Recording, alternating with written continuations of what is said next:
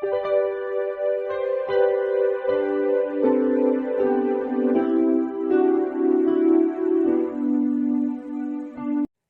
Students, প্রথমেই UK educational টিপসের পক্ষ থেকে তোমাদের সকলকে স্বাগত জানাই। বিএ, বিএসসি ও বিকমের মেজর এবং মাইনরের প্রত্যেক স্টুডেন্টসকেই এনভায়রনমেন্টাল স্টাডিজ অর্থাৎ পরিবেশবিদ্যা সাবজেক্টটা কম্পালসারি সাবজেক্ট হিসাবে পড়তে হবে। তাই সকল ইউনিভার্সিটির প্রতি লক্ষ্য রেখে পরিবেশবিদ্যার বেশ কয়েকটি প্রশ্নোত্তর 1 নম্বর ও 2 নম্বর মানের প্রশ্নোত্তর এবং 5 এবং 10 নম্বর মানের প্রশ্ন আজকের ভিডিওতে দেওয়া হয়েছে। এই প্রশ্নোত্তরগুলি ভেরি ইম্পর্ট্যান্ট তোমাদের আগামী সেমিস্টার পরীক্ষার জন্য। সুতরাং তোমরা অতি গুরুত্ব সহকারে প্রশ্নগুলো লক্ষ্য করবে এবং তৈরি করে নেবে। যাই হোক স্টুডেন্টস, এখন আমরা আজকের সাজেশানের প্রশ্নগুলো দেখি। Environmental studies suggestion 2024 first semester CBSE. আজকে তোমাদের পরিবেশবিদ্যার প্রথম অধ্যায় অর্থাৎ unit 1 introduction to environmental studies থেকে কয়েকটি প্রশ্ন দেওয়া হয়েছে।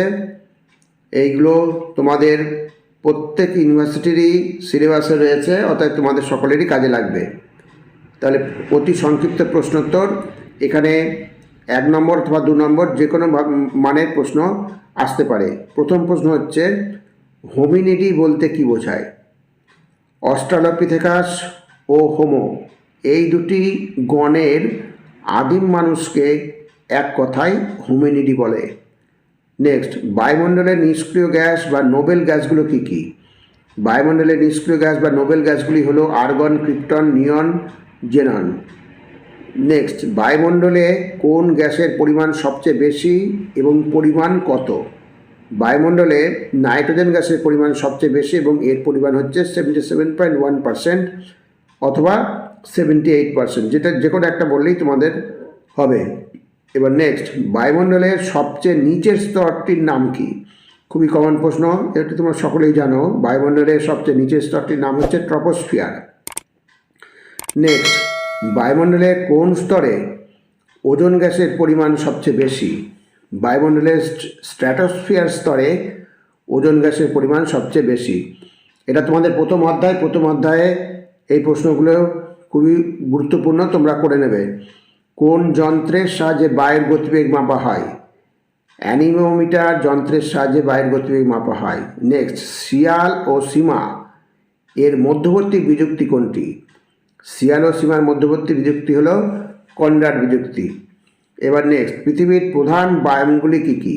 পৃথিবীর প্রধান বায়োমগুলি হলো ক্রান্তীয় অরণ্য বায়োম, পর্ণমোচী অরণ্য বায়োম, সরলবর্গীয় অরণ্য বায়োম, তৃণভূমি, তুন্দ্রা ও মরুভূমি বায়োম। নেক্সট, পৃথিবীর আদিমতম মানুষ কারা? পৃথিবীর আদিমতম মানুষ হলো হোমো হ্যাবিলিস। প্রত্যেকটা প্রশ্ন ভেরি ইম্পর্ট্যান্ট, অর্থাৎ তোমরা এগুলো তৈরি করে নেবে। নেক্সট, নিচ বা নিশে কি? কোনো বড় হ্যাবিট্যাট বা বাসভূমির অন্তর্গত কোনো বিশেষ প্রজাতির উদ্ভিদ বা প্রাণীর নিজস্ব বাসস্থলকে নিচ বলে। এবার নেক্সট, সুস্থায়ী উন্নয়ন বা সাস্টেনেবল ডেভেলপমেন্ট কি? ভেরি ইম্পর্টেন্ট প্রশ্ন। যে উন্নয়ন ভবিষ্যৎ প্রজন্মের জন্য সম্পদের ভাণ্ডারকে অক্ষুণ্ণ রেখে বর্তমান প্রজন্মের চাহিদা মেটায়, সেই উন্নয়নকে সুস্থায়ী উন্নয়ন বা সাস্টেনেবল ডেভেলপমেন্ট বলে। নেক্সট, এজেন্ডা 21 কি? 1992 সালে ব্রাজিলের রিও ডি জেনিরো শহরে অনুষ্ঠিত আর্থ সামিট বা বসুন্ধরা সম্মেলন শীর্ষক অধিবেশনে গৃহীত 21 শতকের কর্মসূচিকে এজেন্ডা 21 বলে। খুব ভালো করে মনে রাখবে। এখান থেকে আরেকটা প্রশ্ন মনে রাখবে যে আর্থ সামিট বা বসুন্ধরা সম্মেলন কত সালে কোথায় হয়েছিল। এটা একদম ভুলবে না যে 1992 সালে ব্রাজিলের রিও ডি জেনিরো শহরে এই বসুন্ধরা সম্মেলন হয়েছিল। এইবার সংক্ষিপ্ত 5 নম্বরের আর হচ্ছে রচনাধর্মী কিছু প্রশ্ন দেওয়া হয়েছে, এগুলো তোমরা তৈরি করে নেবে। এখানে আমি বেশ কয়েকটি প্রশ্ন দিয়েছি, তার মধ্যে যেগুলো 3 স্টার দেওয়া আছে সেইগুলি তোমরা খুব বেশি ভালো করে পড়বে, আর বাদ বাকিগুলো মোটামুটি পড়ে রাখবে, কারণ ওগুলো পড়ে রাখলে পরে ওখান থেকে যদি ছোট প্রশ্ন আসে তুমি লিখতে পারবে। এবার দেখো, প্রথম প্রশ্ন হচ্ছে পরিবেশবিদ্যা কাকে বলে? পরিবেশবিদ্যা পাঠের প্রয়োজনীয়তাগুলি উল্লেখ করো। এটা ভেরি ভেরি ইম্পর্টেন্ট প্রশ্ন, আমি 3 স্টার দিয়ে রেখেছি, এটা খুব ভালো করে তৈরি করে রাখবে। এই প্রথম অধ্যায়ে কয়েকটা প্রশ্ন আছে খুবই ইম্পর্টেন্ট। নেক্সট হচ্ছে পরিবেশ কাকে বলে? পরিবেশের উপাদানগুলি কী কী? ছকের সাহায্যে উপাদানগুলি বর্ণনা করে। ছকের সাহায্যেও আসতে পারে, আবার পরিবেশ উপাদানগুলি বর্ণনা করো এভাবেও আসতে পারে।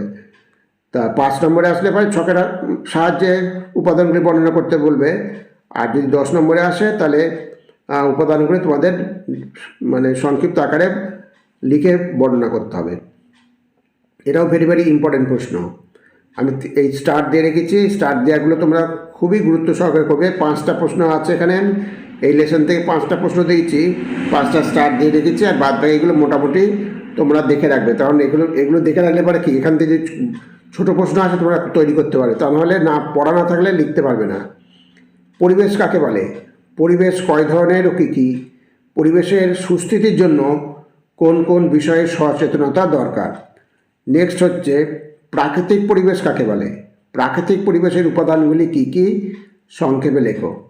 এরা ছোট বড় দুরকমভাবে আসতে পারে। 5 নম্বর, এগুলো সাধারণত 5 নম্বরে আসবে। বায়ুমণ্ডল কাকে বলে? বায়ুমণ্ডলের উপাদানগুলি কী কী? বায়ুমণ্ডলের বিভিন্ন স্তরগুলি সম্পর্কে লেখো।